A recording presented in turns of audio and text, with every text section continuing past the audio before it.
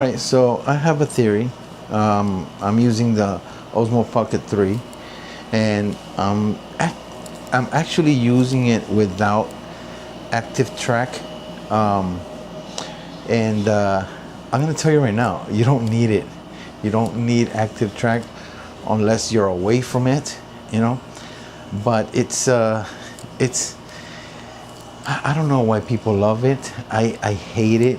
I absolutely hate it. It's annoying, and because it jitters.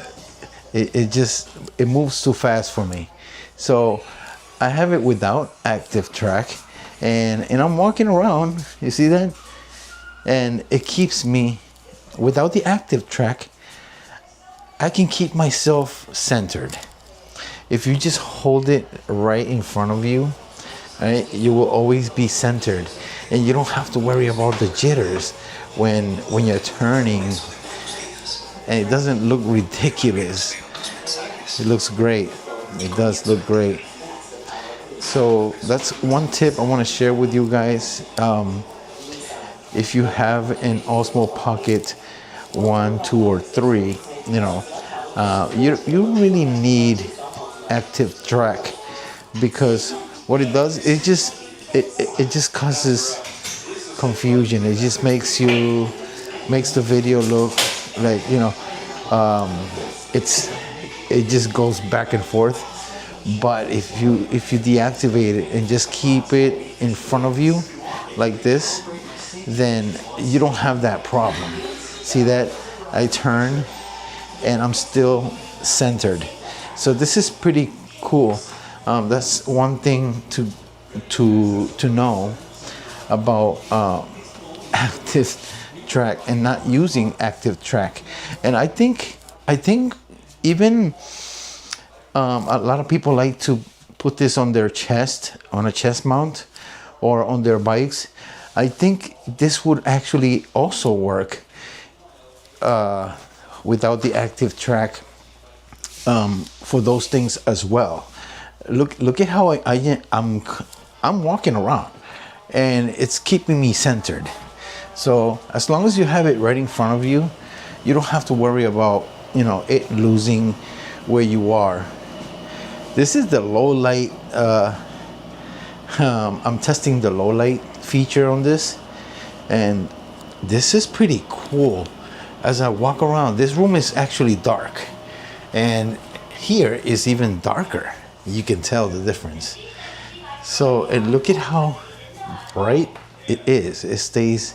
I think I'm gonna keep this on when I'm inside the buildings, or or the house or whatever. But this feature is pretty cool. It keeps the exposure going. It's pretty good. I like it. But yeah, like I said, I tried it on the Osmo. See, the only problem with the Osmo Pocket 2 was that the active track sometimes lost you. But it's not a big deal, because if you don't really use active track, which you don't need it, you'll be fine as long as you keep the camera right in front of you, right? And it'll just follow. See that? You'll always be centered. So no problem. So go grab yourself one of these, all right? If you don't want to spend the $400 or $500 that the Osmo Pocket 3 cost, you can get the Osmo Pocket 2 for $100 and something on eBay. I'm telling you, I was looking at it yesterday. I'm like, wow, that's pretty cool. And it's not as bad in low light as people say it is. The Osmo Pocket 2 is actually pretty good, and it's 4K. It does everything that the Osmo Pocket 3 does, except for the active track. But the low light condition. This one has good low light condition because it has the low light mode. The Osmo Pocket 2 doesn't have the low light mode, but it's not that bad. And it's not like you can take a little light And attached to it, I mean, you do it with regular cameras, right? I don't think you go into a dark place with the camera and and just record, right? Nobody does. That's just a theory, but you know, look into lights like this. These are pretty good. Or this one, I don't have it with me right now. It's in my backpack, but it's a tiny one that has a magnet. And actually, the backpack's right here, and it works really well. And I'll show you. I'll try to get it out of this backpack.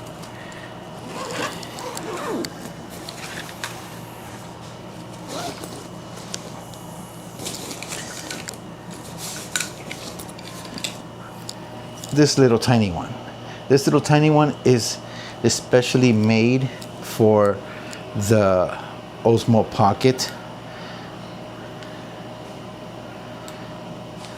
Oh my goodness. Look at that. And you can just put it right there on the side. Let me see. It has a magnet.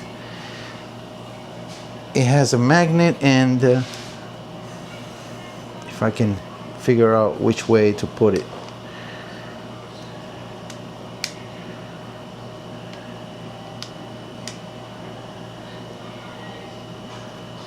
All right, so it doesn't have a magnet, sorry, but it does have a little bit of metal piece. I don't know, but I stuck it there one day and it stayed. It's the casing that has the magnet, sorry. But either way, you can stick this. You can even hold it on your hands. Look at that. So you don't have to worry about the low light situation, because this little light works perfect, and it has different brightness. So if you don't want it too bright, you could just use it like that. I gotta figure out how to, because I know I stuck this on there with a magnet. I don't remember how I did it, but it stays there.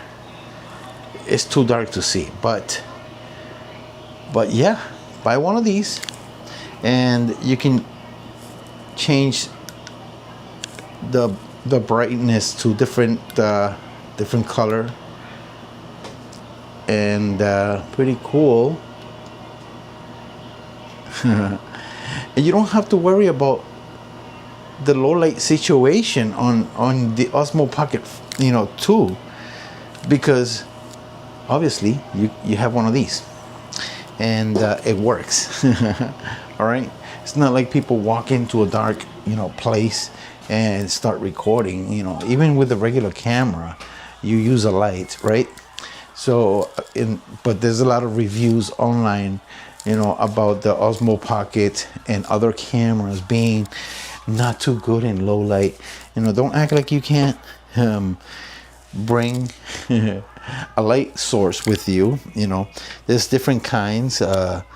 There's also, I'm gonna show you a better, well, that one's for bigger cameras, but it's cheap. It is cheap, and I bought two, and they're rechargeable. Okay, so this little light source right here is amazing, and it is really bright. See that? It's really bright, and it lasts a long time, and you can change the color. There goes yellow, then it turns, I believe it turns green or red.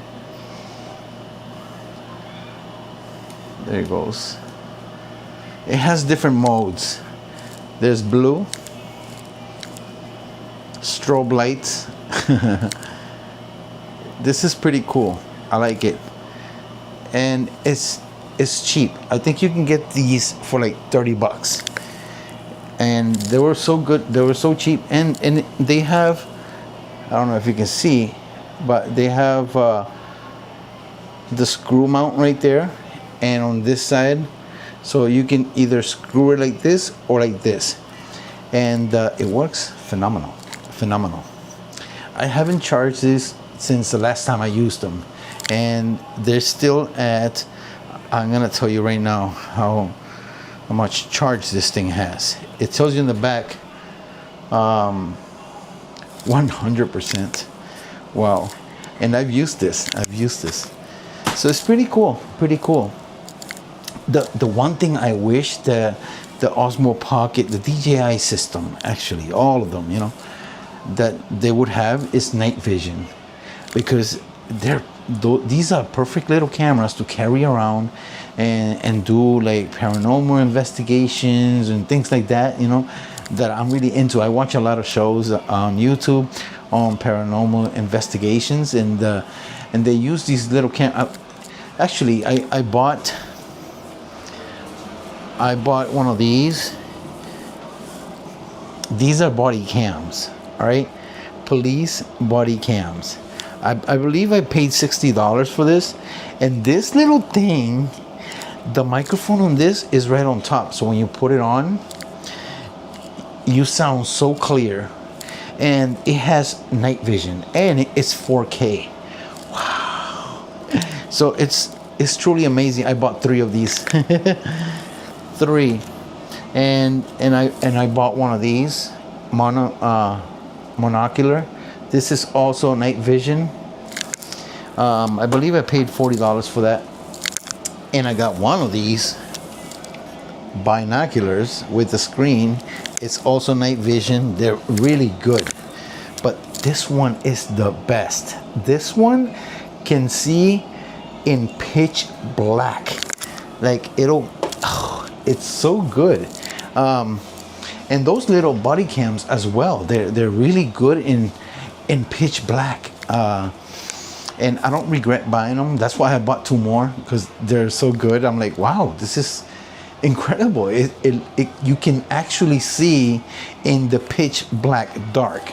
But that's one thing I wish the DJI system would have. I wish they would copy the Osmo M5. I mean, I'm tempted to buy one of those just because it has night vision. But a lot of people have done reviews on the Osmo M5, and it says it's 5K, but if you watch the footage on a bigger screen, it doesn't even look like 5K, you know, or 4K. It looks a little, you know, blurry. But the night vision is great on that. So the DJI Osmo Pocket 3 and the 2, and the actions, they're great cameras.